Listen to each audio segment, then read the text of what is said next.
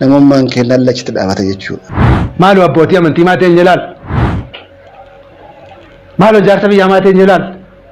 Maaloo abbootii gadaa maatiin jalaal? Maaloo la deemaa maatiin jalaal? Gaafa dura gaafnu yaanne addunyaa kana bulchiti jettee yaanne ijoolleen tun.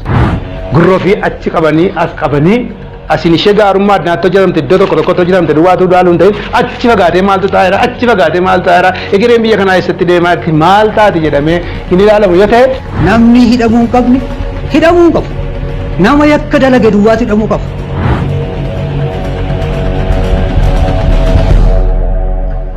It's not the time of recolonization. Kun ta'uun irra hin jiraatu. lubbuun inni uume tokko namni inni bifa isaa fakkeenya isaatti uume tokko duutti hin gammadu waaqti. Ajaja eenyuutiin iyyuu lubbuu kamiyyuu balleessuun hin barbaachisu. Filannoo nama isin jettanillee hiikkaa dubbii kana ta'uu hin danda'u. Hiikkaa dubbii kana ta'uu danda'u yoo ofii kallattiidhaan wal geennee rakkoo kenna hiikkan. Isuma qabanii, isumaan qabanii, isuma dhaananii, isumaan dhaananii. Yeesoo ግድያ መቆም አለበት። ያላግባብ ግድያ መቆም አለበት። ያላግባብ እስር መቆም አለበት። ያላግባብ ሁኔታዎች ሁሉ መቆም አለበት።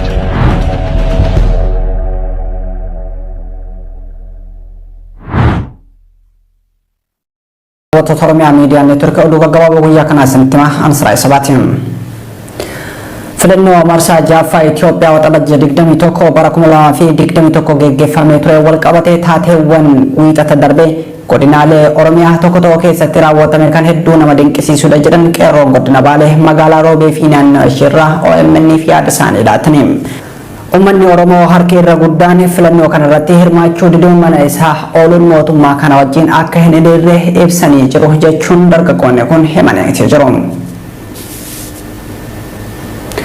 oduma walqabateen miidiyaaleen addunyaa gurguddoon kanneen akka France 24 fi New York Times filannoon Itoophiyaa waraanaa fi jeequmsa siyaasaa hamaa ta'een kan haguugamedha jechuun gabaasaa jiru.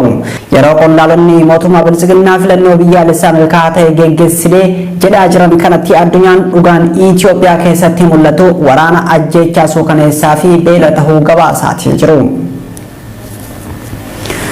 godina qellam wallaggaa magaalaa dambidollootti guyyaa dilbataa irraa eegaluun dargaggoonni baay'een humnoota mootummaatiin adamfamanii hidhamaa akka turan maddeen himan. akka jiraatan magaalaa kanaa tokko bilbilaan oromiyaa miidiyaa neetworkiif ibsetti gaafa jala bultii filannootii kaasee hanga wiixataa galgalaatti dargaggoonni hedduun sababa shanee fi abbaa torba wajjin hidhata qabdan jedhuun hidhamaa akka turan ibseetii jira. oduma walqabateen godina harargee lixaa aanaa mi'eessoo magaalaa asaboot keessatti maqaa shanee wajjin hidhata qabdan akkasumas filannootti gufuu taatan jedhuun qeerroowwan baay'een humnoota mootummaatiin mana hidhaatti guuramaa jiraachuunis himameetii jira.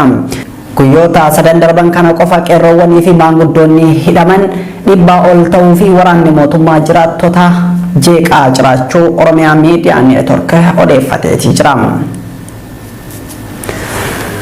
albamni haaraan aartisti Haacaaluu Hundeessaa mata duree maalii malliisaa jedhuun gadi dhiifamuu fi jedhame. aartisti Haacaaluu Hundeessaa erga oromiyaa miidiyaa neetwork irratti afgaaffii taasisee booda waxabajjii 29 bara 2020 magaalaa Finfinnee keessatti kan ajjeefame yoo ta'u albama sadaffaa osoo hojjetaa jiru biraa wareegamee xumuramuun yeroo gabaabaa booda gabaa irraa oola jedhameetii jira.